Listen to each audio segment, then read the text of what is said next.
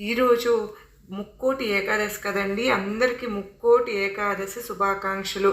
ఈరోజు వీడియోలో మనం చూడబోయేది ఏంటి అంటే గనుక, మనకు ఈ వైకుంఠ ఏకాదశి రోజున ఎంతగానో 100 ఏండ్లు జపం చేస్తే కలిగే వరం ఈరోజు మనకు కలుగుతుంది ఫ్రెండ్స్. ఇప్పుడు మనం చెప్పబోయే ఈ 3 వస్తువులు కలిపి కనుక మనం ఈరోజు ఈ సమయంలో మనం పెట్టుకున్నప్పుడు మనకు రాజయోగం, ధనయోగం, కోటీశ్వర యోగం కలగడం ఖచ్చితంగా జరుగుతుంది.